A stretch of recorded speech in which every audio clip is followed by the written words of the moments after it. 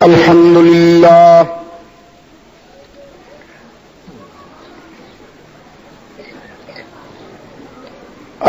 لله وحده والصلاة والسلام على من لا نبي بعده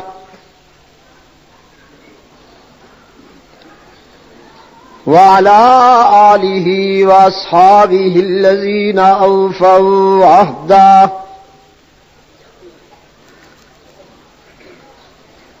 الذين هم مفاتيح الرحمة ومصابيح الغرر.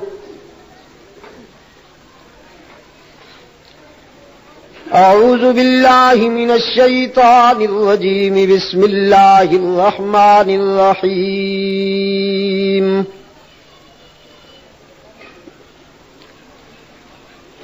وَإِذْ أَخَذَ اللَّهُ مِيثَاقَ النَّبِيِّينَ لَمَا آتَيْتُكُم مِّن كِتَابٍ وَحِكْمَةٍ ثُمَّ جَاءَكُمْ رَسُولٌ مُّصَدِّقٌ لِّمَا مَعَكُمْ لَتُؤْمِنُنَّ بِهِ وَلَتَنصُرُنَّهُ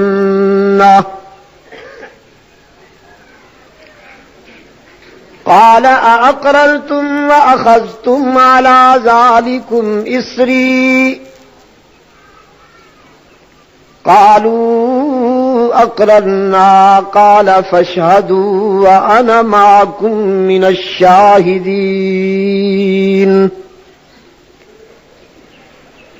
صدق الله مولانا العظيم. وقال النبي صلى الله عليه وسلم لا يؤمن أحدكم حتى يكون هواه تبعا لما جئت به. وصدق رسوله النبي الأمي الكريم. ونحن على ذلك لمن الشاهدين والشاكرين والحمد للہ رب العالمین. صدر اجلاس، علماء کرام، محترم بزرگوں اور عزیز دوستوں، آج 1 نومبر 1987 ہم یہاں پبی ضلع پشاور میں دعوت و تبلیغ کی نسبت سے جمع ہے. وقت بہت مختصر ہے اور مختصر سے اس وقت میں آپ سے میں جو باتیں کرنا چاہتا ہوں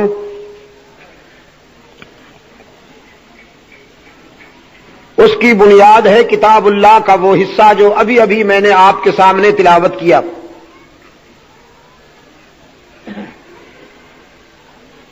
میرا یہ ذوق اور کچھ معمول سا ہو گیا ہے. جس مقام پر میں پہلی مرتبہ حاضر ہوتا ہوں وہاں اپنے دینی دوستوں کو وہ پہلا وعدہ یاد دلاتا ہوں جو اللہ نے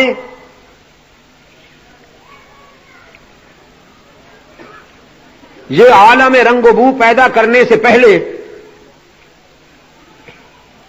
عالم ارواح میں اولاد آدم سے لیا تھا. آج بھی اپنے اسی معمول اور ذوق کے مطابق اس تھوڑے سے وقت میں اللہ مجھے توفیق دے کہ میں اس وعدے کی یاد دہانی کراتے ہوئے کائنات کے سب سے بڑے انسان سید ولد آدم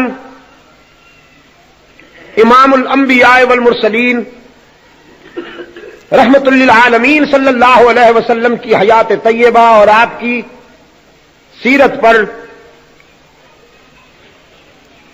حسب حال گفتگو کرتے ہوئے بات کو ختم کر سکوں.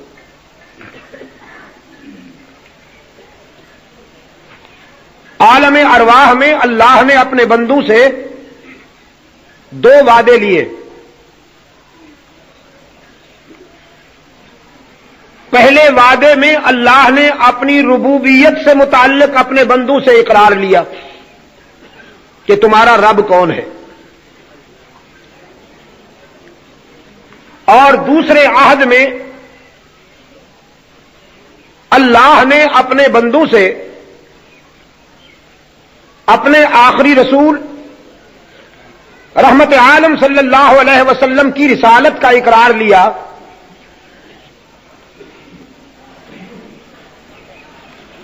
پہلے وعدے کی قرآن کریم نے کارروائی بیان کرتے ہوئے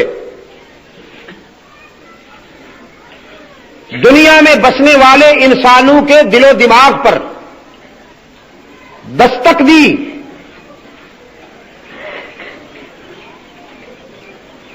اور فرمایا وَإِذْ أَخَذَ رَبُّكَ مِن بَنِي آدَمَ مِن ظُهُورِهِمْ ذُرِّيَّتَهُمْ وَأَشْهَدَهُمْ عَلَىٰ أَنفُسِهِمْ أَلَسْتُ بِرَبِّكُمْ قَالُوا بَلَىٰ. اور جب وعدہ لیا تیرے رب نے اولاد آدم سے دنیا میں آنے والے تمام انسانوں کی روحیں اللہ نے اپنی قدرت کاملہ سے جمع کی.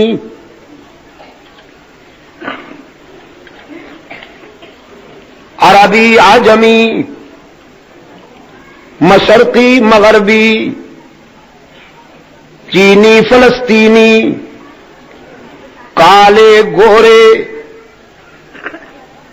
مسلم غیر مسلم،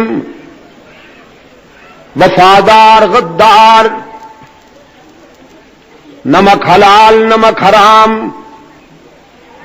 تمام انسانوں کی روحیں اللہ نے اپنی قدرت کاملہ سے جمع کی.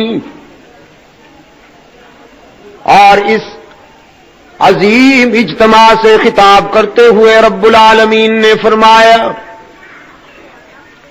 اے اولاد آدم،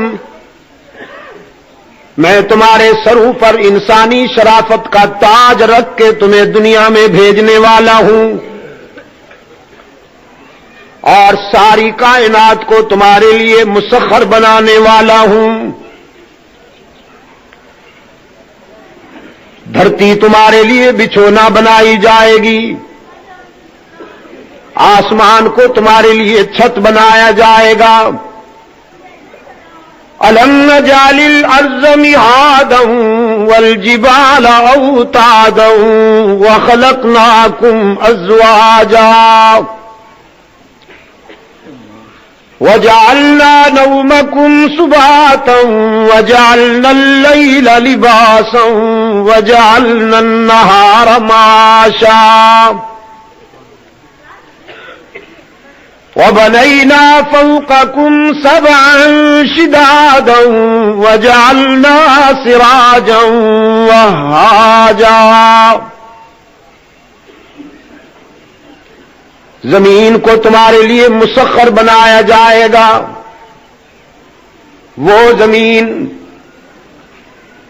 جس میں فولاد جیسی سخت چیز بھی دفن کی جائے تو زمین کی نمی اور برودت کچھ دنوں بعد فولاد کو بھی مٹی میں ملا دیتی ہے، خاک بنا دیتی ہے. لیکن ہم اس زمین کو تمہارے لیے مسخر بنائیں گے، جب تم اپنا دانہ اس میں دفن کرو گے تو وہ اسے مٹی نہیں بنائے گی، گلزار بنا دے گی. تمہارے ایک دانے کو کئی دانوں میں بدل کر تمہاری امانت تمہیں واپس کرنے پہ پابند ہوگی. پھر آسمان کے دامن میں ستاروں کی انجمن آباد کروں گا، سورج کو تابانی دوں گا تمہارے لیے، چاند کو درخشانی عطا کروں گا تمہارے لیے، راتوں کو اندھیرا عطا کروں گا تمہارے لیے، دنوں کو سویرا عطا کروں گا تمہارے لیے. अनादिल चहकेंगे, गुलशन महकेंगे, सब्जे लहकेंगे तुम्हारे लिए। एक मकाम पे फरमाया हम तुम्हारे लिए मवेशी और जानवर पैदा करेंगे जो तुम्हारी जिंदगी में रंग भर देंगे। वलकुम फीहा जमालुन हीन तुरीहून व हीन तसरहून व तहमिलु अफ़क़ालकुम इला बलदिन लम तकूनू बालिगीहि इल्ला बिशिक्किल अनफुस इन्न रब्बकुम लरऊफुर रहीम। वल खैला वल बिगाला वल हमीरा लितरकबूहा वज़ीना व यख़्लुक़ु मा ला तालमून। कुछ जानवर तुम्हारा बोझ उठाएंगे, कुछ जानवर तुम अपनी जीनत के लिए पिंजरों में बंद रखोगे, कुछ जानवर तुम्हारे रेढ़े और टांगे खींचेंगे, कुछ जानवर तुम्हें अपना गोश्त मुहैया करेंगे तुम्हारी ग़िज़ा के लिए। रब्बुल आलमीन ने फरमाया इन्ना रब्बकुम लरऊफुर रहीम। ये मेरी मेहरबानी और मेरा करम होगा कि तुम मेरे बनो या न बनो, लेकिन मेरी मखलूक तुम्हारी बगावत नहीं करेगी। मैं तो उन्हें बेजुबान पैदा करूंगा ताकि तुम्हारे जुल्म और ज़ियादती के खिलाफ वो जानवर दुनिया की किसी अदालत में इस्तिग़ासा ही दायर न कर सकें। एक और मकाम पे फरमाया व इन्ना लकुम फिल अनआमि लइब्रा नुस्क़ीकुम मिम्मा फी बुतूनी मिन बैनि फरसिन व दम लबनन खालिसन साइगल लिश्शारिबीन। ऐ औलाद आदम, दूध का गिलास पीने से एक लम्हा पहले कभी सोचना कि किसने भेजा, कहां से आया। कभी गौर किया तूने तेरे जानवर की रंगत सियाह, उसकी गोबर बदबूदार, उसकी रगों में दौड़ने वाला खून सुर्ख, लेकिन वो कौन है जो तेरे गिलास में आने वाले दूध में जानवर की सियाही को भी शामिल नहीं होने देता, गोबर की बू को भी शामिल नहीं होने देता, खून की सुर्खी को भी शामिल नहीं होने देता कि मेरा बंदा बड़े लतीफ ज़ौक वाला है। जानवर की सियाही, गोबर की बू और खून की सुर्खी दूध में देखकर कहीं मेरी नेमत को कबूल करने से इनकार न कर दे। रब्बुल आलमीन ने फरमाया इन तीनों मनफी चीजों में से मुस्बित दूध की नहरें जारी करने वाला कौन? लबनन खालिसन साइगल लिश्शारिबीन। खुश रंग और खुश जायका दूध पिलाने वाला कौन? कुरान करीम ने दावत फिक्र देते हुए औलाद आदम से कहा वफी अनफुसिकुम अफला तुबसिरून। कभी अपनी इस 5 फुट की कायनात पे गौर करना। तेरे इस छोटे से जिस्म की कायनात में अल्लाह ने इबरत और बहुत सारी बसीरतें रख दी हैं। आंखें अता फरमाई, उन्हें रोशनी अता की, जुबान देकर उसे गोयाई अता की, कान देकर उसे कुव्वत समात अता की, हाथों को पकड़ने की इस्तेदाद अता की, पांव को चलने की सलाहियत से नवाजा, दिमाग को हाफजे की सलाहियत से नवाजा, और फिर ये नेमतें अता करके तेरे लिए शुक्र और इबरत के मनाजिर भी पैदा कर दिए। तुझे आंखों की रोशनी अता करके कुछ अंधे भी पैदा कर दिए ताकि उन्हें देखकर तुम्हें अल्लाह की इस नेमत की कदर मालूम हो सके। जुबान व बयान की फसाहत व बलागत अता करके कुछ गूंगे भी पैदा कर दिए जो बोल नहीं सकते, इशारों में बातें करते हैं।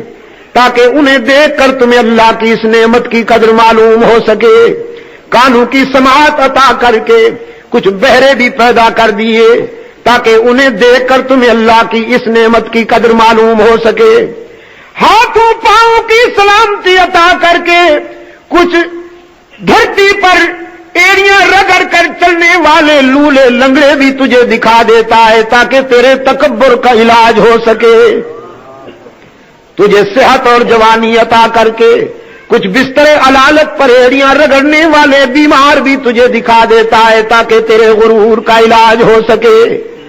تجھے خوشحالی اور تونگری عطا کر کے کبھی کبھی تیرے دروازے پر کوئی سوالی اور منگتا بھی بھیج دیتا ہے تاکہ اسے دیکھ کر تمہیں اللہ کی اس نعمت کی قدر معلوم ہو سکے. رب العالمین نے فرمایا یہ سب نعمتیں عطا کر کے میں تمہیں دنیا میں بھیجنے والا ہوں. اے اولاد آدم تم بتاؤ جب دنیا میں جاؤ گے الست بربکم تو تمہاری زبین کس کے آگے جھکے گی؟ سوال کے لیے تمہارے ہاتھ کس کے آگے بلند ہوں گے؟ مشکلات میں کس کا نام پکارو گے؟ کس سے مدد مانگو گے؟ الست بربکم میں تمہارا رب ہوں کہ نہیں؟ قرآن کہتا ہے تمام انسانوں نے وعدہ کیا بلا. اے محسن اعظم ہم وعدہ کرتے ہیں کہ دنیا میں جا کر تیرے سوا کسی کو اپنا رب نہیں مانیں گے, تیرے سوا کسی کے آگے سر نہیں جھکائیں گے, تیرے سوا کسی کے آگے دامن نہیں پھیلائیں گے, تیرے سوا کسی کو مشکلات و مصائب میں نہیں پکاریں گے. تو ہی ہمارا مسجود, تو ہی ہمارا معبود, تو ہی ہر جگہ موجود.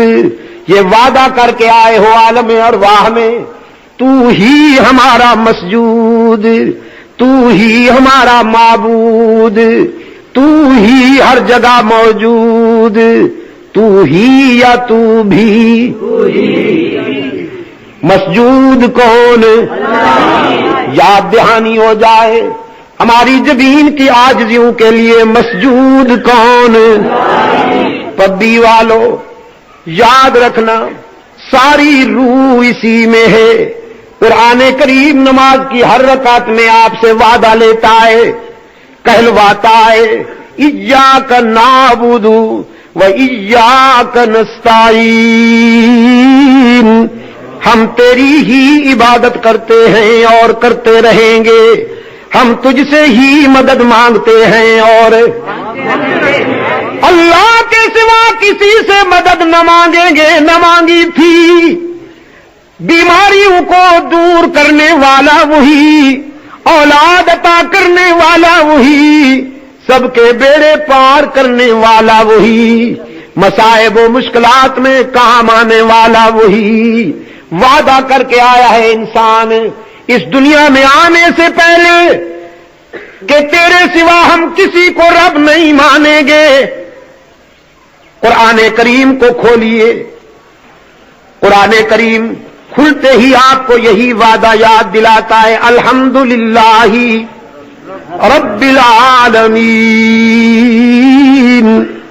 پھر قرآن کریم کو پڑھتے جائیے, متعدد مقامات پر قرآن کریم انسان کے دل و دماغ پہ دستک دیتے ہوئے یاد دلاتا ہے اعبدوا ربکم الذی خلقکم والذین من قبلکم.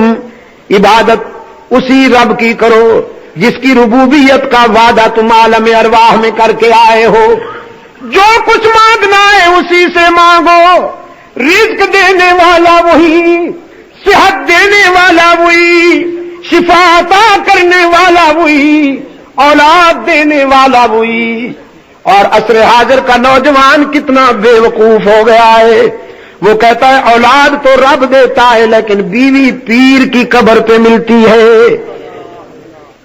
بیویاں مانگنے کے لیے پیروں کی قبروں پہ جاتا ہے, وہاں جا کے جھنڈیاں لہراتا ہے, وہاں جا کے نظریں مانتا ہے, اور قبروں پہ بیٹھے ہوئے ہیں بین الاقوامی یتیم, مست قلندر, سب کچھ اندر, دمادم, نہ دھوکہ نہ غم, کمائیں گے احمد کھائیں گے ہم, یہ بیٹھے ہوئے ہیں بین الاقوامی تبرکات. وہ جاہلوں کی جہالت سے خوب فائدہ اٹھاتے ہیں، ان کا ایکسپلائٹیشن کرتے ہیں، استحصال کرتے ہیں، اور کہتے ہیں اللہ تعالیٰ تو بڑے بڑے معاملات میں مصروف ہے، یہ چھوٹے چھوٹے کام اس کے پیارے کرتے ہیں۔ وہ آسمان کا نظام چلا رہا ہے، زمین کے جو کام ہیں یہ اللہ نے یہ چھوٹے چھوٹے اپنے وائسز بنا دیے ہیں، چھوٹے اپنے نائب بنا دیے ہیں۔ تم ان کے پاس آیا کرو، نذرانے دیا کرو، مال لایا کرو، کچھ لے کے آؤ گے تو کچھ لے کے جاؤ گے، خالی ہاتھ آؤ گے تو خالی ہاتھ جاؤ گے۔ پانچوں گھی میں ہے ان کمبختوں کی۔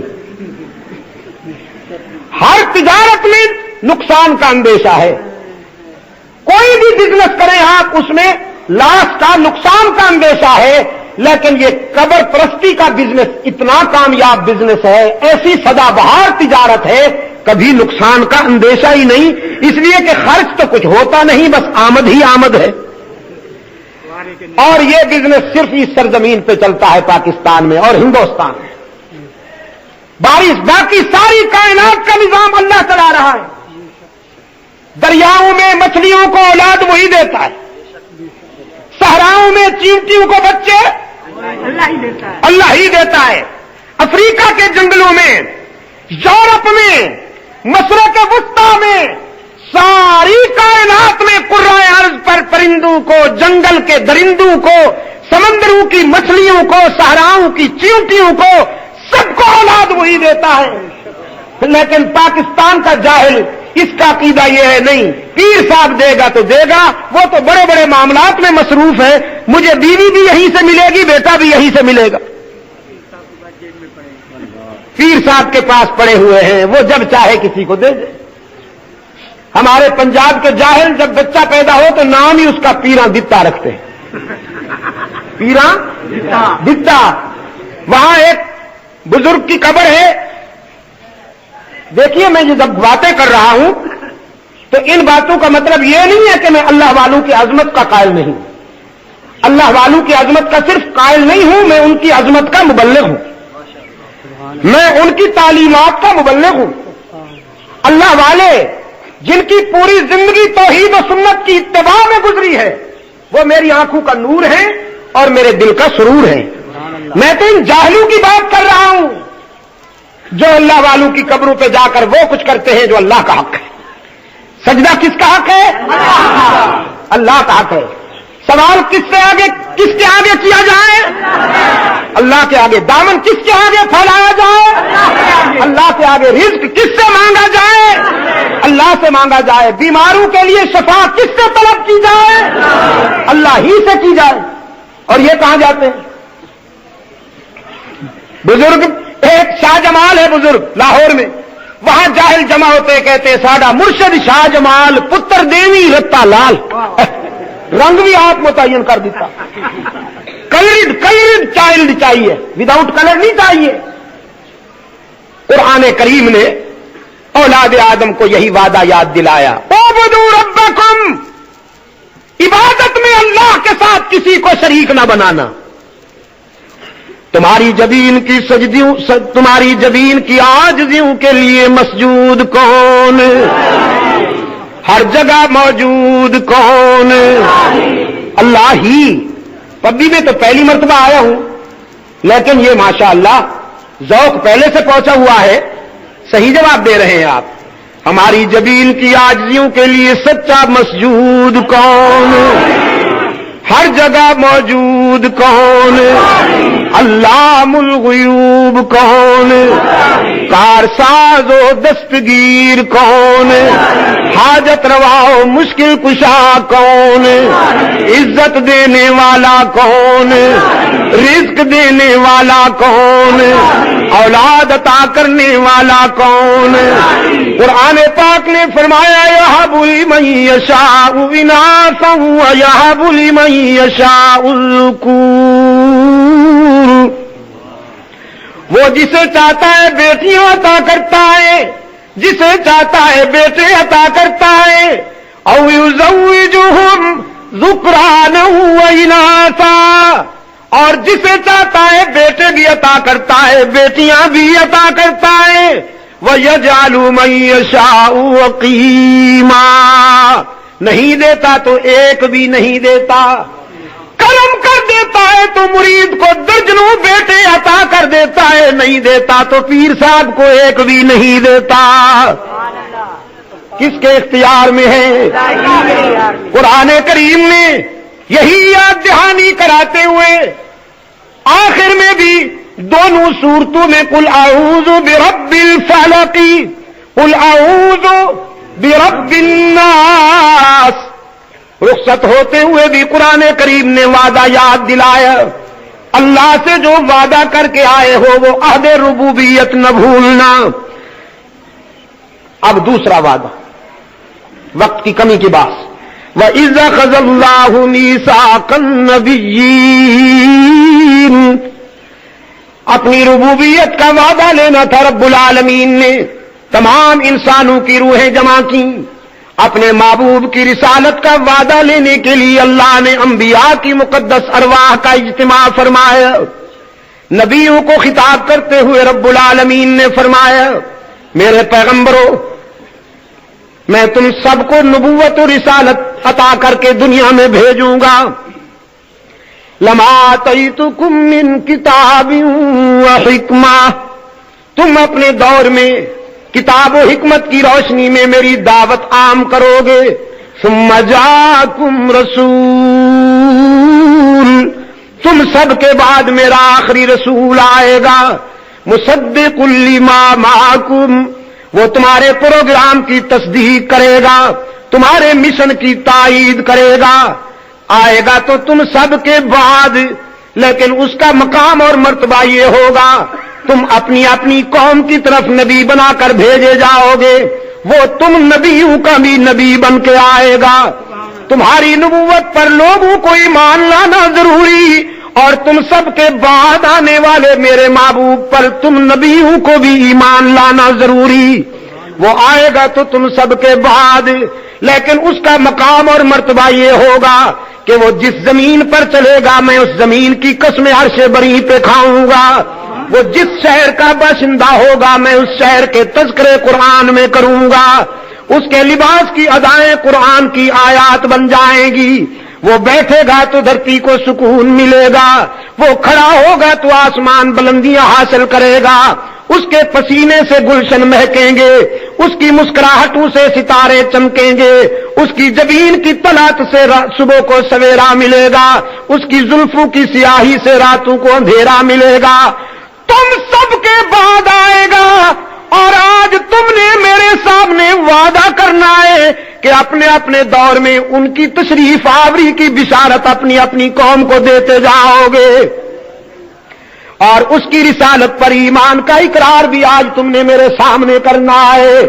لما آتیتکم من کتاب و حکمت ثم جاءکم رسول مصدق لما معکم لتؤمنن به ولتنصرنه قال اقررتم واخذتم على ذلكم اصري قالوا اقررنا قال فاشهدوا وانا معكم من الشاهدين۔ اقرار کرتے ہیں، رب نے فرمایا اس وعدے پر تم بھی گواہ بن جاؤ، میں بھی تمہارے ساتھ گواہ بن گیا ہوں۔ پبی کے روشن ضمیروں مرزا غلام قادیانی نے لکھا ہے کہ یہ جس رسول کے متعلق وعدہ لیا جا رہا ہے وہ میں ہوں۔ اس بدبخت کو لیڈری کا جنون ہے، کچھ لوگوں کو لیڈری کا جنون ہوتا ہے نا، پاگل ہو جاتے ہیں پھر وہ، تو جنون کی حد تک لیڈری کا اس کو ہمارے نور صاحب فرما رہے ہیں مالی خولیا کی حد تک شوق ہے بیچارے کو، لیڈر بننا چاہتا ہے، اور لیڈر بھی وقت سے پہلے شارٹ کٹ کرنا چاہتا ہے۔ ابتدا میں کہنے لگا میں محسوس کر رہا ہوں کہ موسیٰ بنتا جا رہا ہوں، پھر کچھ دنوں کے بعد کہنے لگا مجھے محسوس ہو رہا ہے کہ میں ابراہیم خلیل اللہ بنتا جا رہا ہوں، پھر کچھ دیر کے بعد کہنے لگا اسماعیل بنتا ہوا محسوس کر رہا ہوں اپنے آپ کو، پھر کچھ دیر کے بعد کہنے لگا ایسے لگتا ہے جیسے میں عیسیٰ روح اللہ بنتا جا رہا ہوں۔ پھر آگے جا کر مدح کا خیز باتیں کی جنہیں دہراتے ہوئے بھی ہمیں تو حیا آتی ہے، اسے لکھتے ہوئے اور بیان کرتے ہوئے حیا نہیں آئی، ہمیں دہراتے ہوئے حیا آتی ہے۔ آخر انسانی شرافت بھی تو کوئی چیز ہے، انسانی اخلاق بھی تو کوئی چیز ہے. ایسی بےہودہ باتیں کی ہیں بدبخت نے کہ ان کے دہرانے سے حیا آتی. شاہ جی رحمت اللہ تعالی علیہ فرمایا کرتے تھے، ایک دن خواب میں مجھے مل گیا، کہنے لگا شاہ صاحب تم تو میرے پیچھے پڑ گئے ہو ہاتھ دھو کر، حالانکہ میرا ذکر قرآن میں آیا ہے. سید عطا اللہ شاہ بخاری رحمت اللہ تعالی علیہ فرمانے لگے قرآن میں تیرا تذکرہ کہاں آیا ہے؟ مرزا صاحب کہنے لگے حضرت عیسیٰ علیہ السلام نے جب اپنی قوم کو خطاب کرتے ہوئے فرمایا تھا کہ یاتی من بعدی اسمہ احمد، میرے بعد ایک نبی آئے گا، اللہ کا ایک پیغمبر آئے گا جس کا نام نامی اسم گرامی احمد ہوگا. تو کہنے لگا احمد وہی میں تو ہوں، یہی تو وجہ ہے جو مجھے مانتے ہیں، جو میرا فالو کرتے ہیں وہ احمدی کہلاتے ہیں. شاہ صاحب رحمت اللہ علیہ نے فرمایا، پہلے پڑھے لکھے حضرات کے لیے ایک بات کہتا جاؤں، خصوصاً یہ دفتری مخلوق، یہ جو ہمارے کلر قسم کے بابو ہوتے ہیں نہیں، وہ قادیانیوں کو کیا کہتے ہیں؟ احمدی. کبھی ان کو احمدی نہ کہنا، کبھی ان کو احمدی نہیں کہنا چاہیے. احمدی تو ہم اور آپ ہیں، احمد ہمارا آقا ہے، احمد ہمارا آقا ہے صلی اللہ علیہ وسلم. ان کو کبھی احمدی نہ کہنا، انہیں مرزائی کہیے، قادیانی کہیے، مرتد کہیے نا، وہ بھی غلط کہہ رہے ہو. احمد کو نہ بدلو، احمد احمد ہی رہے گا. یہی بات ہے نا، جذبات میں ہوش سے کام لیا کرو، جوش میں آگے نہ نکل جایا کرو، ہوش تمہارا نگران رہے. مسلمان کی پہچان یہی ہے کہ اس کے جذبات اس کے ہوش کے قابو میں ہوتے ہیں. یہ جذبات میں پاگل نہیں ہو جاتا، جذبات کے ہاتھوں میں نہیں کھیلتا. احمد کو کبھی نہ بدلنا، احمد احمد ہے صلی اللہ علیہ وسلم الف الف مرۃ بعدد کل ذرۃ. مرزا غلام قادیانی کا فالو کرنے والے، مرزا غلام قادیانی کے فالوورز صرف قادیانی ہیں، مرزائی ہیں، مرتد ہیں، دشمنان اسلام ہیں. میری آواز کیسٹو کے ذریعے جہاں تک پہنچے، جدید تعلیم یافتہ حضرات کو یہ درخواست کرتا ہوں، دینی رشتے کی بنیاد پر، دینی بھائی کی حیثیت سے قادیانی کو احمدی کہہ کر حشر میں رحمت عالم کے سامنے شرمندہ نہ ہونا. رسول اللہ کے سامنے شرمندہ ہوگے.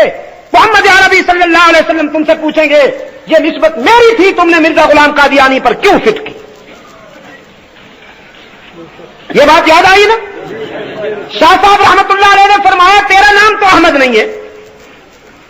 حضرت عیسیٰ علیہ السلام نے جو بشارت دی تھی وہ یہ تھی کہ یاتی من بعدی اسمہ احمد، میرے بعد اللہ کا ایک رسول آئے گا جس کا نام نامی اسم گرامی کیا ہوگا؟ احمد ہوگا. تو ہے غلام احمد، تیرا کیا نام ہے؟ غلام احمد. تو احمد اور ہے، غلام احمد اور ہے. کہنے لگا غلام تو والدین نے ساتھ ملا دیا ہے، یہ غیر ضروری ہے، اسے ہٹا دیا جائے تو احمد نہیں بچتا. میں غلام کے بغیر والا احمد ہوں. شاہ صاحب پہچانیے مجھے. شاہ صاحب پر اللہ کی رحمتیں ہوں، ایسے موقع پر انہیں بھی عجیب باتیں ذہن میں آتی تھی. فرمانے لگے اچھی بات ہے، تو غلام کے بغیر احمد بننا چاہتا ہے تو یہ عطا اللہ کھڑا ہے نا تمہارے سامنے، تو اسے بھی عطا کے بغیر اللہ سمجھو. تیرا غلام زائد، میرا عطا زائد. تو غلام کے بغیر احمد، تو ناچیز، بلکہ ناچیز نہیں باچیز. ہاں اب تو بہت بڑا ہو گیا ہوں. مجھے عطا کے بغیر اللہ سمجھو. تو جب اللہ تجھے ریجیکٹ کرتا ہے، میں کہہ رہا ہوں کہ تو میرا نبی نہیں ہے، تو تیری نبوت کی گنجائش کہاں سے نکل آئی؟ نعرہ تکبیر. امیر شریعت سید عطا اللہ شاہ صاحب بخاری. یہ الزامی جواب، اس کو کہتے ہیں الزامی جواب. عربی میں اس کو کہتے ہیں علاج بالمثل عربی میں. فارسی میں کہتے ہیں کلوخ اندازرا پاداش سنگ، اور اردو میں کہتے ہیں اینٹ کا جواب پتھر. ہمارے خان صاحب، ہمارا پٹھان بھائی پشاور سے جا رہا تھا بمبئی. تقسیم سے پہلے فرنٹیئر میل چلتی تھی نہیں، وہ اب بھی چل رہی ہے انڈیا میں. اٹاری سے بمبئی تک فرنٹیئر میل چلتی ہے. اب بھی میں جاتا ہوں تو اکثر اس پہ سفر کرتا ہوں، وہ ماضی یاد آتا ہے. فرنٹیئر میل پر ہمارا ایک پٹھان بھائی جا رہا تھا بمبئی. راستے میں انگریز سوار ہوا اسی ڈبے میں. اس نے دیکھا سیٹیں مصروف ہیں، جگہ ہے نہیں، خان صاحب لیتے ہوئے سیٹ پر. تو انگریز گیا خان صاحب کو جھنجھوڑ کے کہنے لگا خان توڑا سیٹ دیتا ہے. خان صاحب نے آنکھ کھولی، دیکھا انگریز کھڑا ہوا ہے، سیٹ مانگ رہا ہے. خان صاحب کی اور انگریز کی عدل سے نہیں بن آئی. ان کو جو پیس ڈالا ہے انگریز نے اور انگریز کے پٹھو نے، اس لیے کہ پٹھان کی رگ رگ میں دشمنی، انگریز کی دشمنی رچی ہوئی ہے. ساری دنیا انگریز سے سمجھوتا کر لے لیکن پٹھان کا خون کبھی انگریز سے سمجھوتا نہیں کرے گا انشاءاللہ. صرف انگریز سے سمجھوتا نہیں کرو گے یا انگریز کی تہذیب سے بھی سمجھوتا نہیں کرو گے؟ سوچ کر یہ نیو جنریشن کو سنبھالو، نئی نسل کو سنبھالو. ان کو پتلون میں ذرا مزہ آنے لگا ہے. نئی پتلون نہیں بنا سکتے تو لنڈے سے پرانی. امریکہ کے بدبخت جو پرانے لباس بھیجتے ہیں ادھر غلاظت کے مارے ہوئے، میرا عزیز نوجوان وہی خرید لیتا ہے. پتلون پہن کر ٹائی لگا کر زمین پر یوں چلتا ہے جیسے ہفت اقلیم کا بادشاہ جا رہا، ہاتھ میں سگریٹ بھی ہوگا. انہیں سنبھالو.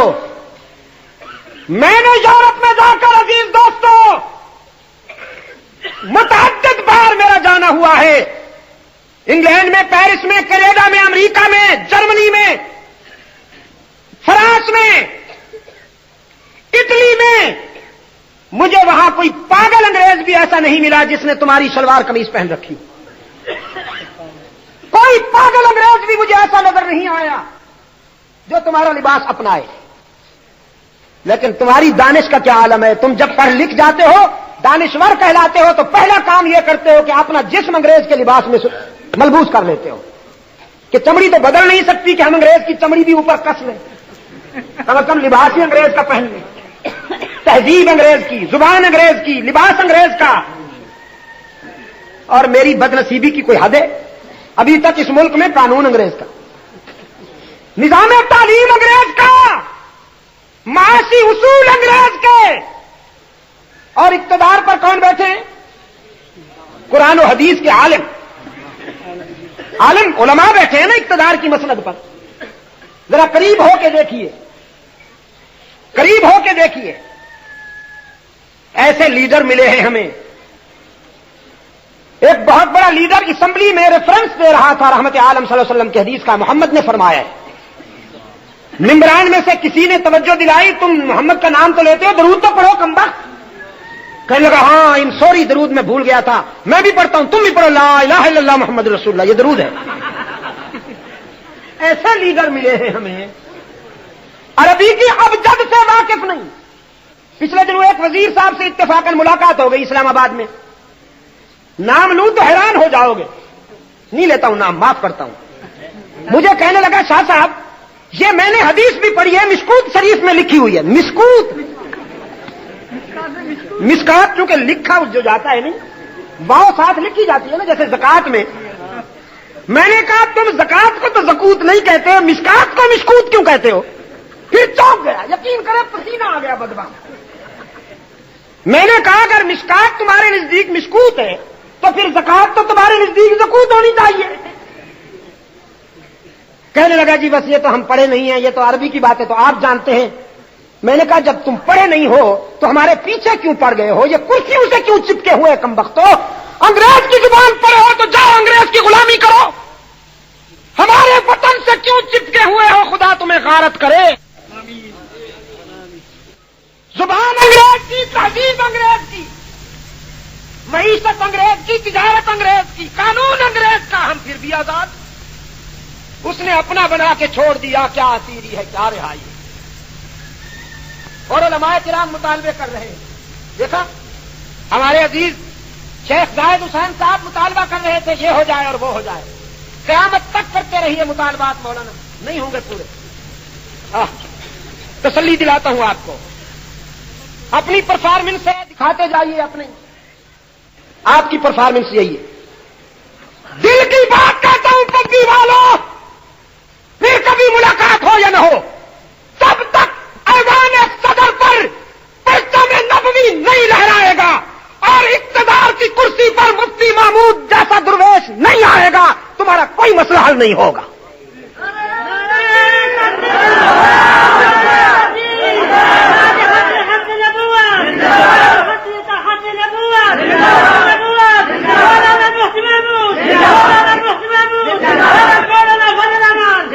ہاں مفتی صاحب اپنی نشانی چھوڑ گئے ہیں. مفتی صاحب اپنی امانت دے کے گئے ہیں تمہیں. مفتی صاحب رحمت اللہ علیہ کی امانت کی لاج رکھو.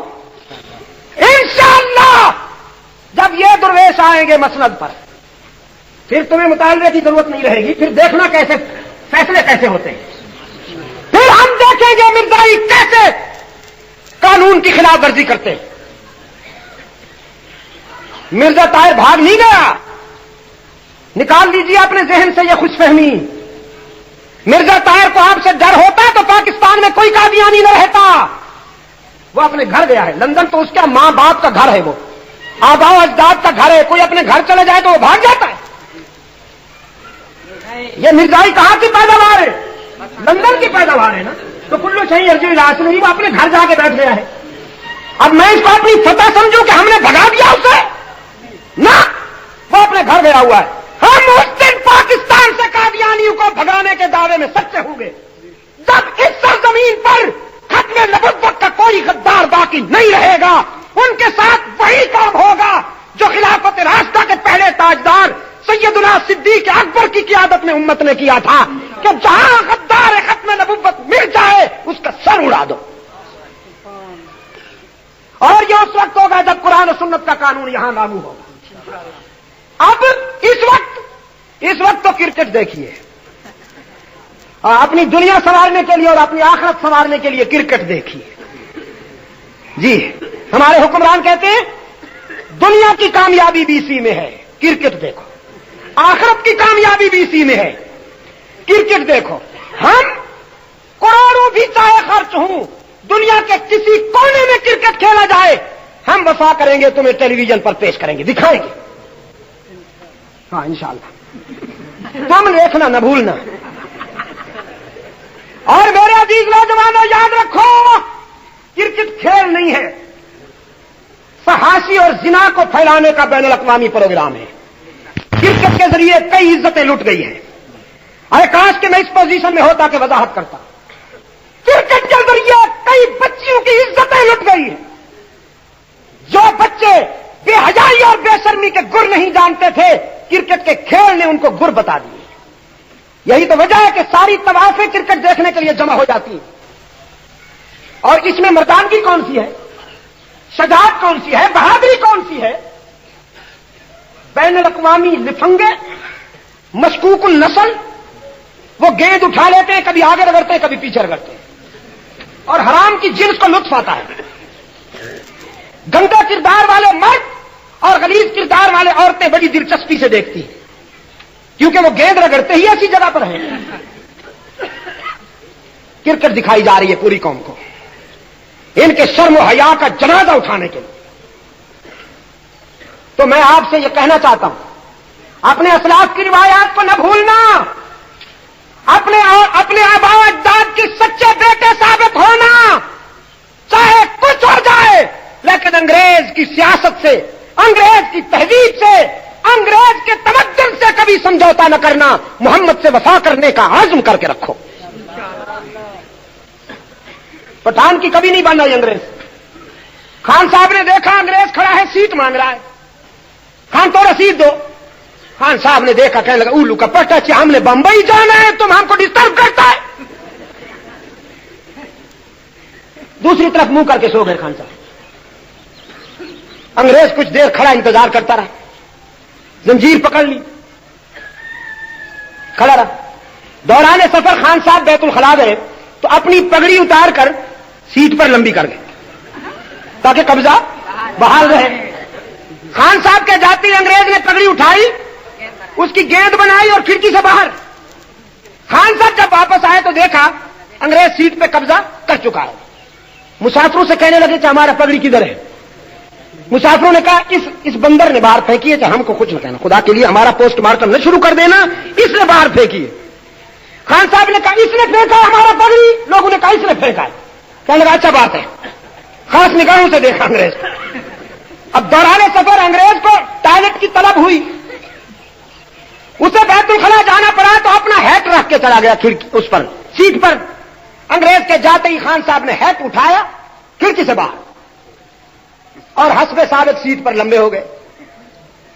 انگریز واپس آیا، دیکھا سیٹ تو جا چکی ہے، ہیٹ کو ادھر ادھر دیکھا، وہ بھی نظر نہ آیا تو کسیانہ ہو کر کہنے لگا خان سیٹ دیتا ہے نہیں دیتا ہے تمہارا مرضی، ہمارا ہیٹ تو دو، ہیٹ کدھر ہے؟ خان صاحب نے کہا تمہارا ہیٹ ہمارا پگڑی کو ڈھونڈنے کے واسطے گیا ہوا ہے، جب آئے گا تو بتائے گا، انتظار کرو. فانتظروا انی معکم من المنتظرین. یہ علاج بالمثل ہے، عربی میں اس کو کہتے ہیں. شاہ جی رحمت اللہ علیہ نے فرمایا اگر تیرا غلام زائد ہے تو میرا عطا زائد ہے.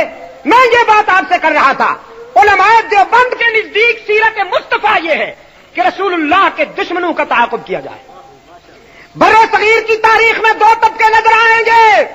ایک وہ طبقہ ہے جو اس کے مصطفیٰ کا نام لے کر مختلف انواع و اقسام کے کھانے کھاتا ہے، اس کے مصطفیٰ کے نام پر دسترخوان سجاتا ہے، اس کے مصطفیٰ کے نام پر جلوس نکالتا ہے اور پلیٹیں صاف کرتا ہے. ایک وہ طبقہ ہے جو رحمت عالم صلی اللہ علیہ وسلم کی اطاعت و محبت کے ذوق میں سرشار ہو کر سیرت مصطفیٰ کو یوں اپناتا ہے کہ کبھی شاملی میں قربانیاں دیتا ہے، کبھی بالا کوٹ میں اسماعیل شہید بن کر آتا ہے، کبھی بڑے صغیر میں عطا اللہ شاہ بخاری کا کردار پیش کرتا ہے، کبھی مالٹا کی جیل میں محمود حسن دیوبندی نظر آتا ہے، کبھی دعوت و تبلیغ کے مشن پر محمد الیاس بن جاتا ہے، کبھی اشرف علی تھانوی کہلاتا ہے، کبھی سید مدنی بن جاتا ہے اور کبھی مفتی محمود کی صورت میں نظر آتے ہیں.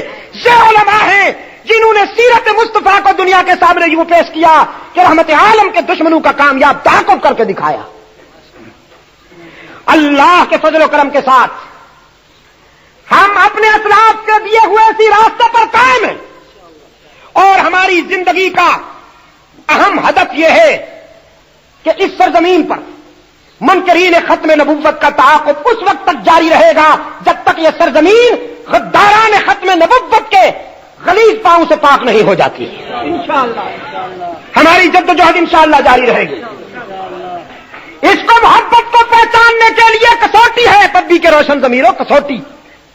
سرحد کے دوستوں دعوت فکر دیتا ہوں، آئیے اور برے صغیر کی تاریخ کا مطالعہ کیجئے. رحمت عالم کی عزت و ناموس کے لیے مار کھانے والے کون ہیں اور رسول کے نام پر مال کھانے والے کون ہیں؟ دونوں طبقے آپ کو ملیں گے. ایک وہ ہے مجاور جو قبرستان کی طرف لوگوں کو بلا رہے ہیں اور عشق رسول کے نعرے لگا لگا کر مال کھا رہے ہیں، اور ادھر سے شیخ الہند کے رضاکار ہیں، شاہ ولی اللہ کے قافلے کے رضاکار ہیں. یہ لوگوں کو قبرستان کی طرف نہیں لے جاتے، میدان کی طرف لے جاتے ہیں اور ان کا ہدف یہ ہے کہ رحمت عالم کے دشمنوں کا تعاقب کیا جائے. اگر کوئی توحید میں شرک کی ملاوٹ کرے گا تو ہمارا جہاد جاری. اگر کوئی سنتوں میں بدعات کی ملاوٹ کرے گا تو ہمارا جہاد جاری. اگر کوئی ختم نبوت کا انکار کرے گا تو ہمارا جہاد جاری. اگر کوئی ناموس صحابہ پر کیچڑ اچھالے گا تو ہمارا جہاد جاری. اگر کوئی عظمت اہل بیت پر کیچڑ اچھالے گا تو ہمارا جہاد جاری. ہم جب تک زندہ ہیں سیرت مصطفیٰ کے تقاضے یوں پورے کریں گے کہ دین حق میں ملاوٹ نہیں ہونے دیں گے. انتظامیہ کی ذمہ داری ہے کہ وہ بازار میں چیزوں میں ملاوٹ نہ ہونے دے. اگر آٹے میں، گھی میں، سونے میں اور دوسری چیزوں میں ملاوٹ ہونے لگے تو انسان کا جسم خطرے میں. اسی طرح اگر دین میں ملاوٹ ہونے لگے تو انسان کا ایمان خطرے میں. کھانے پینے کی چیزوں میں اگر ملاوٹ ہو تو انسان کی جان خطرے میں، اور دین میں ملاوٹ ہو تو انسان کا ایمان خطرے میں. انتظامیہ کا فرض یہ ہے کہ وہ کھانے پینے کی چیزوں میں ملاوٹ نہ ہونے دے. علماء دیوبند کا فرض یہ ہے کہ وہ دین کی سچائیوں میں ملاوٹ نہ ہونے دے. ہم ہر ملاوٹ کا تعاقب کریں گے انشاءاللہ. جب تک زندہ ہیں ہمارا فرض یہی ہے، ہمارا منصب یہی ہے. قطع نظر اس کے کہ کوئی ہمارے بارے میں کیا رائے قائم کرتا ہے، کوئی ہمیں خراج تحسین پیش کرتا ہے یا ناراض ہوتا ہے، ہمیں اس کی کوئی پرواہ نہیں، لیکن انشاءاللہ جب تک ہم زندہ ہیں ہمارا ہدف یہ ہے کہ اس سرزمین پر وہی نظام آئے جو رحمت عالم صلی اللہ علیہ وسلم نے اس دنیا میں پیش کیا۔ یہ بات بڑی افسوسناک ہے پبی کے روشن ضمیروں کہ مسلمان حاکم ہوں اور اسلام کا قانون نہ ہو، اس سے بڑھ کر کوئی ذلت ہے؟ حکومت کرنے والے کون ہوں؟ مسلمان، اور قرآن و حدیث کو دھکیل کر یتیم خانوں میں بند کیا جائے، اور حکومت کر رہا ہو برطانیہ کا قانون۔ آج اس لیے دھماکے ہو رہے ہیں، آج بھائی سے بھائی لگ رہا ہے۔ اللہ کے گھر میں کہتا ہوں سرحد کے روشن ضمیروں، اتنی بے تکلفی سے ہندو انڈیا میں مسلمانوں کو آگ میں نہیں ڈال دیتے جتنی بے تکلفی سے کراچی میں مسلمانوں نے مسلمانوں کو آگ میں ڈال دیا ہے۔ میں نے سول اسپتال میں جا کر 12 لاشیں اپنی آنکھوں سے دیکھی ہیں کراچی میں، جن کو پہچانا نہیں جا سکتا تھا کہ یہ مرد ہیں یا عورت ہیں، جوان ہیں یا بوڑھے ہیں، یہ مہاجر ہیں یا پٹھان ہیں، پنجابی ہیں یا بلوچ ہیں، سندھی ہیں یا غیر سندھی ہیں، کوئی پہچانا نہیں جا سکتا تھا۔ بس اتنا پتہ چلتا تھا کہ مسلمان ہیں اور مسلمانوں کے ہاتھوں سے جل کے آئے ہیں۔ کیوں؟ قرآن پاک نے فرمایا ضرب اللہ مثلا قریۃ کانت آمنۃ مطمئنہ، اختتامیہ، ضرب اللہ مثلا قریۃ کانت آمنۃ مطمئنہ یأتیہا رزقہا رغدا من کل مکان فکفرت بانعم اللہ فاذاقہا اللہ لباس الجوع والخوف بما كانوا يصنعون۔ حق تعالی نے فرمایا ہم اس بستی کی مثال دیتے ہیں جس بستی کے رہنے والے ہم سے وفا کرتے تھے اور ہم بھی ان کی وفاؤں پر جزا دیتے تھے۔ ہم نے اس بستی کو امن عطا کیا، سکون عطا کیا، اطمینان عطا کیا، اور اس بستی کے رہنے والوں کو ہر طرف سے رزق کی فراوانی تھی۔ وہ آگے تھے، رزق ان کے پیچھے دوڑتا تھا، کوئی خوف اور ڈر نہیں تھا، اتحاد و اتفاق تھا، محبت تھی، اخوت تھی، مودت تھی، اور آپس میں چاہت و ایثار و ہمدردی تھی۔ لیکن پھر ان کی بدنصیبی کا دور آیا، فکفرت بانعم اللہ، انہوں نے اللہ کی نعمتوں اور اس کے کرم پر اور اس کی مہربانیوں پر کفران کرنا شروع کیا، تکبر کرنا شروع کیا۔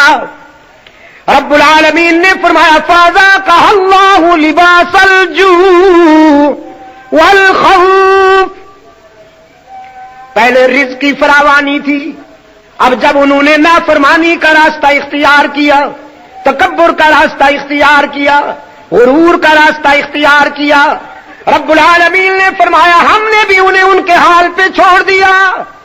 پہلے رزق کی فراوانی تھی، اب بے سر و سامانی کا دور آیا۔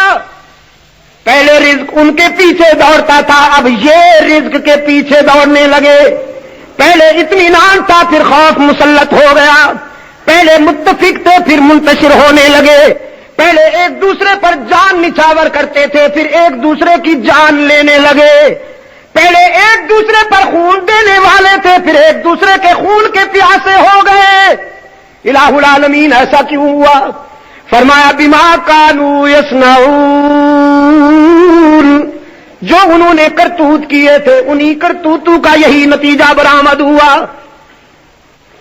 40 سال تک منافقت کی چکی چلتی رہی، سیرت کانفرنسیں ہوئی، کرایہ کے مولویوں کو بلا کر ان سے مقالے پڑھوائے گئے، کوئی ایک بھی تو ایسا بعد امیر مولوی نہ گیا جو سرکاری سیرت کانفرنس میں کہے تم کیوں ہم سے مقالے پڑھواتے ہو؟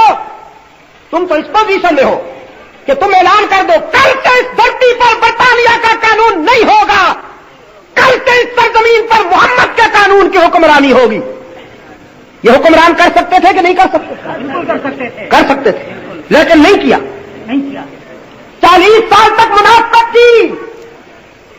بھٹو نے اتنا سوشلزم کو بدنام نہیں کیا تھا جتنا انہوں نے اسلام کو بدنام کیا۔ ہر ظلم اسلام کے نام پر، ہر زیادتی اسلام کے نام پر، ہر خباثت اسلام کے نام پر مولویوں کو بھی تمغے دیتے ہیں، طوائفوں کو بھی تمغے دیتے ہیں۔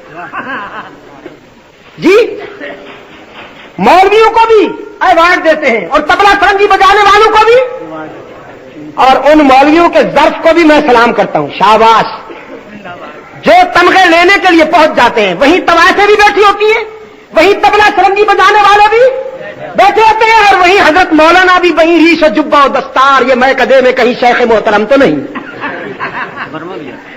اور پھر صبح تصویر لگتی ہے اخبارات میں، اخبار میں تصویر، قطار میں کھڑے ہیں، آگے ساڑی پیچھے داڑھی، طبلہ سرنگی والے بھی وہیں اور مولوی صاحب بھی وہیں۔ یہ ہے ابو الفضل کے جانشین، یہ ہے فیضی کے جانشین۔ ان هؤلاء يحبون العاجلة ويذرون وراءهم يوما ثقيلا، اپنے معدے کے لیے، اپنے پیٹ کے لیے انہوں نے آخرت فروخت کر دی۔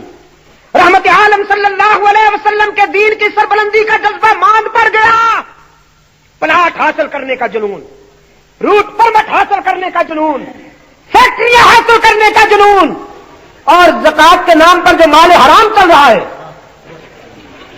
یہ سود کا پیسہ جس کے اوپر ٹائٹل لگا دیا ہے رئیس المنافقین نے زکات کا، وہ نوٹوں کی گڈیاں حاصل کرنے کے لیے مولوی صاحبان قطار اندر قطار کھڑے ہیں، دے جا بابا راہ خدا، تیرا اللہ ہی بوٹا لائے گا، ہم نہیں کہیں گے یہ حلال ہے یا حرام ہے۔ وہ ایک